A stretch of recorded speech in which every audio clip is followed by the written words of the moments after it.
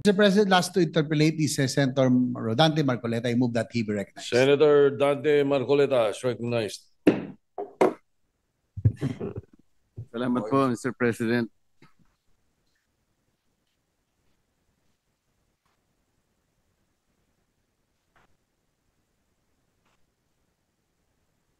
Mr. President,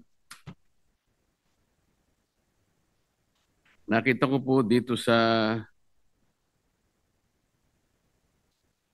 ating mga pinagbabasihang mga dokumento, ang DOJ pala, Mr. President, ay meron ding mga malalaking confidential funds. Magmula noong 2020, medyo maliit lamang yun, 193 million. Pumalo ng 216 million, 2021. Bumaba ng konti, 176 million, 2022. Umarangkada na naman noong 2023, 526 million. Bumaba ng 2024, 168 million na lang. Bigla na naman pumitada ng 2025, 1.5 billion. At ngayon po sa GAB natin na isinumite rito, Sir President, Sir Sponsor, 364 million na lang. Pero dinagdagan po natin sa ating committee report, Mr. President, Sir Sponsor, ginawa uli natin na 729 million. Hindi ko po masyadong nasasakyan, Mr. President, kung bakit noong 2025, tumaas po ng 800% ang confidential funds ng Office of the Secretary of Justice. Bakit po, Mr. President?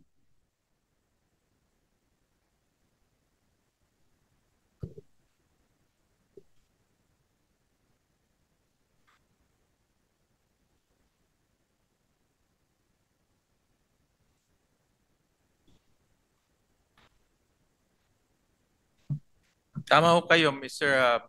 Senator Marcoleta.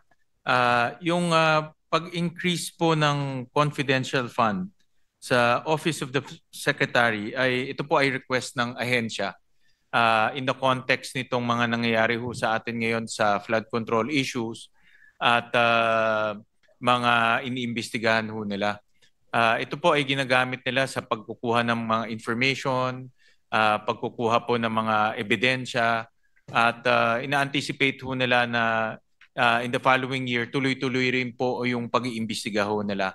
So in fact, during the if you remember, I think you were there during the budget hearing, isa po rin to sa mga tanong ko bakit from 1.1 billion yung confidential funds, bumagsak po siya sa 34 million. Dahil ang konteksto ho nito, ang daming iniimbestigahan, ang dami pong personalities na lumalabas. So after they realized na ganun ho talaga ang mangyayari, they requested for an additional 180 million, which we find reasonable in today's context.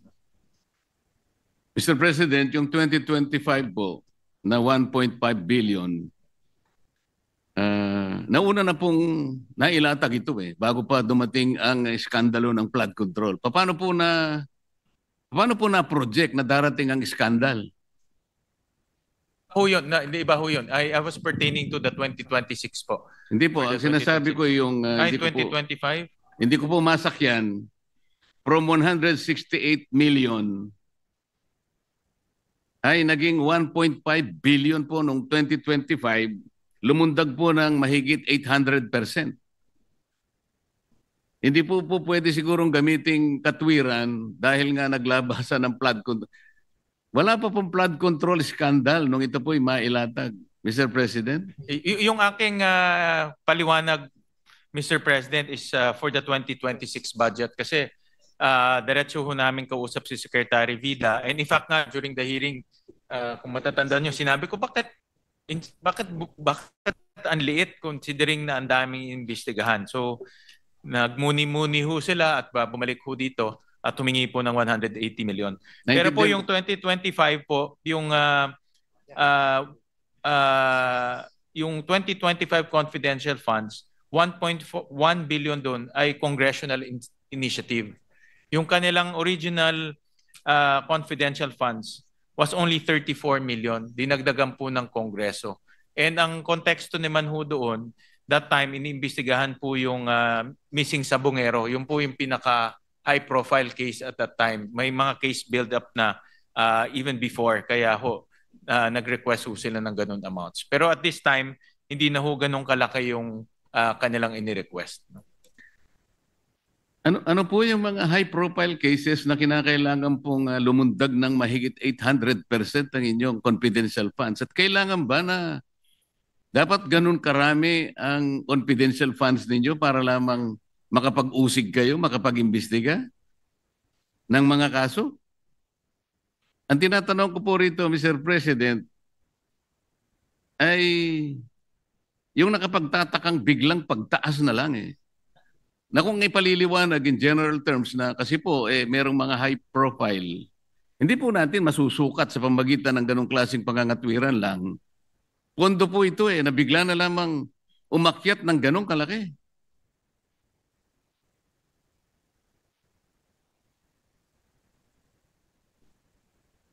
Well, at that time po, yung isa sa pinaka-high profile ay yung Mrs. Sabongero. At alam naman ho natin prior to the flood control, ito talaga yung binibigyan ng malaking diin na isang tabi lang ngayon because of the flood control. But at that time, full force of DOJ ang nag-iimbestiga ho nito. At maraming headways na. In fact, nakita na nila yung mga patay sa Laguna Lake at yung mga buto sa Laguna Lake. So, yun po isa sa mga high-profile cases na inimbestigahan nila. Meron rin pong mga cases doon sa mga detention facilities ho natin, yung mga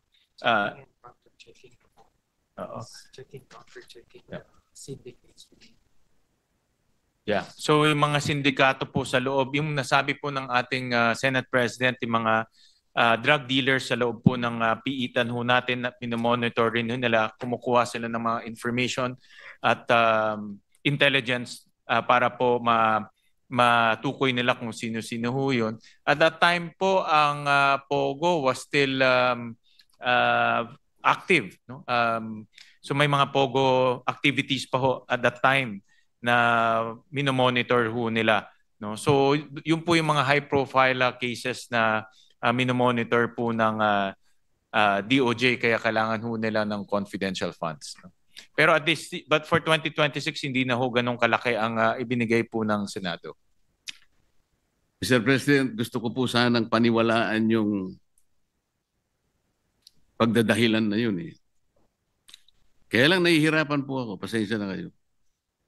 Para hanapin po natin yung nawawalang mga sabongero na di umano ay itinapon sa lawa ng ano na yun? Taal Lake. Ang nakuha naman natin yung mga buto ng palaka yata, Mr. President.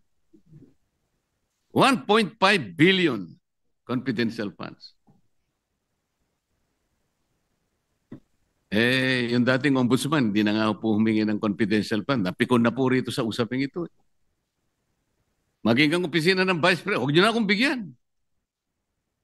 Pero kayo po, Mr. President, maski na po yung 729 million 2026, nalalakihan pa rin po ako eh. Nakita ko po kasi, tingnan po ninyo yung Office of the Alternative Dispute Resolution. Para sa akin po, ito'y napaka-importanting opisina, Mr. President. Alternative Dispute Resolution. Kung ito po ay mabibigyan ng impetus, kung ito po ay bibigyan nyo ng atensyon, at hindi mamaliitin ang opisinang ito, bago pa ito ma-ripen into a case, kung talagang ganap na matetrain ng mga tao na nandito sa opisinang ito, napakalaki po ng igiginhawa ng ating justice system. Sipin ninyo, hindi matutuloy ang dispute. Napakarami ang ating may iwasan. Pati resources ng government, makukonserve natin. Isip-isipin po ninyo. 2025 GAA, 160 million. 2026 NEP, 160 million pa rin. HGAB, 160 million pa rin. Mr. President, pati ba naman tayo, 160 million pa rin. Nakakawawa naman itong opisinang ito.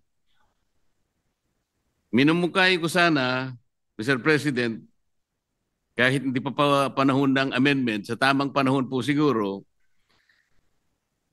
tapyasin na lang po natin itong confidential fund ng Office of the Secretary na 729, hatiin natin. Ibalik natin sa 364.8 million. Yung 365 million ilagay po natin sa Office of the Alternative Dispute Resolution. Para sa ganun po kahit na 500 million lang. Lumakas ang loob po ng mga kawani rito. Wag po nating mamaliitin ito, Mr. President. Malaking bagay po ito. Kung tayo po naniniwala ng mga Pilipino ay hindi naman palaaway talaga at nagmamahalan, dito lamang po, Mr. Secretary of Justice, na acting ka pa lang yata. Bakit hanggang ngayon acting ka pa lang?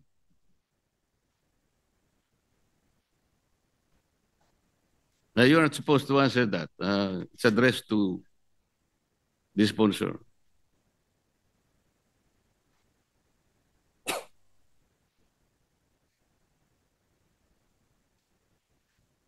Opo, hindi pa ho siya nako-confirm, Mr. President. So, acting but with the full-fledged powers of the Secretary, Mr. President. Well, Mr. President, just to be fair lang ho, noong 2025, ang kanilang confidential funds is 34 million. Ang nagdagdag po ay Kongreso. Hindi ho sila ang nagdagdag. So, at that time, noong 2025, I assume na yung mga legislators nakita na marami silang hinahawakan na kaso, marami ho silang hinahawakan na investigation, so dinagdagan po ng Kongreso at that time. And this year naman po, if you break down the 729, 500 million of those will go to the Witness Protection Program, no? Kasi nga and ongoing to, alam naman ho natin, ang dami ho nag-a-apply sa Witness Protection Program at marami ho dito sa mga nag-a-apply ay mayroong direktang information, direktang impormasyon kung sino-sino po yung mga sangkot dito sa flood control issue. So kaya rin po nag-request ho silang dagdagan. So ito naman po ay meron mga justification sa pagdagdag, depende ho sa situation. At ini-evaluate naman po ng committee pag nagre-request sila. In fact, kaya sinabi ho namin na hindi ho pwedeng bumalik to sa dating bilyones. No, magre-request lang ng reasonable amount depending on the task ahead in 2026.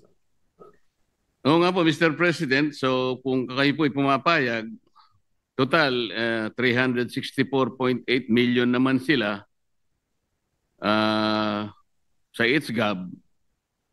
Ibalik na lang natin doon para po yung kalahati, kagaya ng aking pong pinapanukala, ibigay po natin sa opisina ng Office for Alternative Dispute Resolution. Magiging 500 million o 600 o halos 500 million po siguro.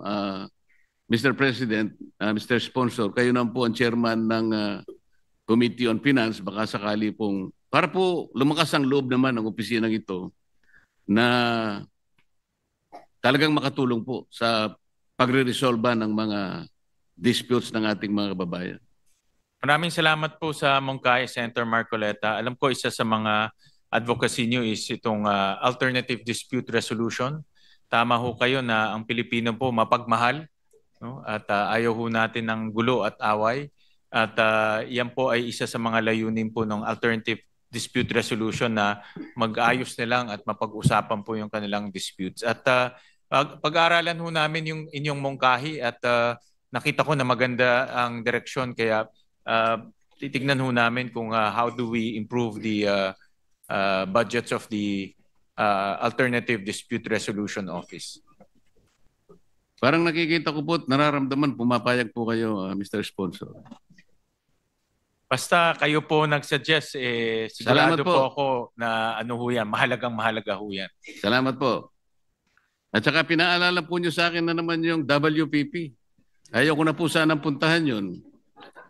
Pinaalala po ninyo, wala po ako magagawa. Pasensya na po. Ito si Secretary ho kasi. No? So, Kasi alam naman po ninyo na nung nakaraang pagdinig ng Blue Ribbon Committee, nagtalo na naman po roon eh.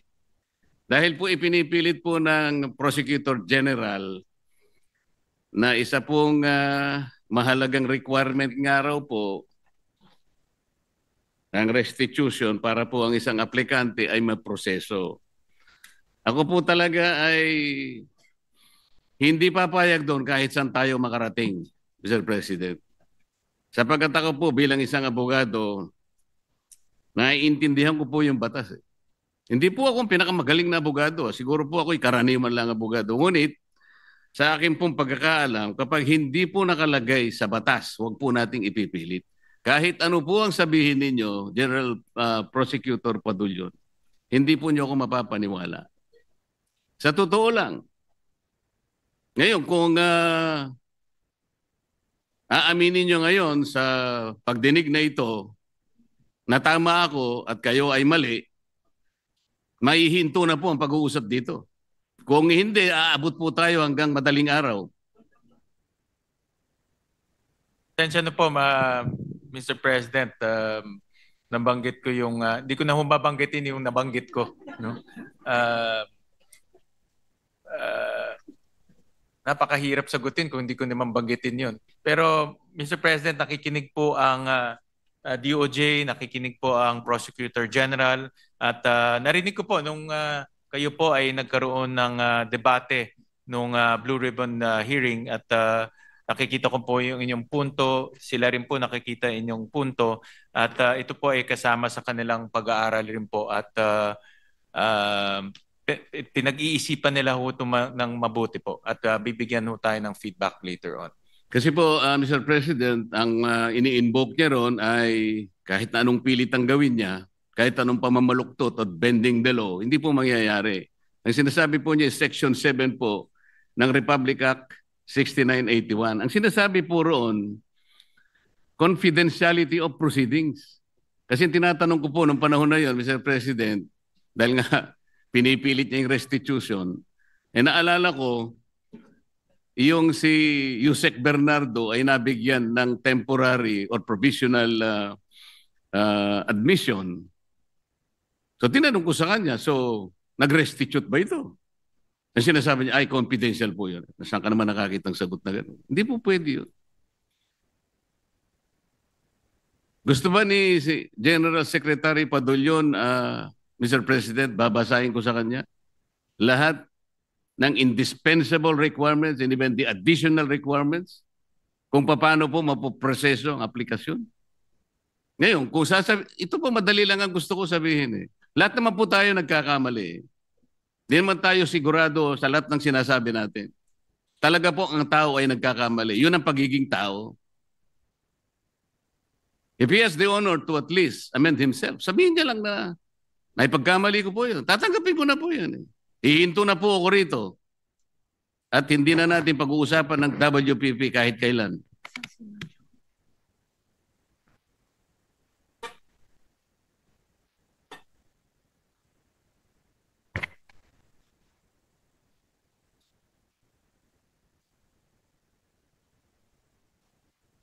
Well, Mr. President, alam ko naman po yung stance ng ating kasamang Senator Marcoleta, at narinig ko nga yung inyong debate ng Blue Ribbon hearing. Very clear naman po sa akin ang inyong posisyon. Nasabi po ni Prosecutor General yung posisyon ng ehensya, at para sa akin very clear rin, may basehan rin. At pero tingin ko baka mahirap ma-resolve ba ito ngayon dito, no? Kasi this is a difference of opinion and understanding. Ang suggestion ko ho ay bigyan ho natin ng panahon ang DOJ na pag-isipan mabuti ito, magmuni-muni. Nakikita ko naman ho, pag sila ho pinag-iisip man, nagmuni-muni, bumabalik ho sila dito para magbigay ho ng kanilang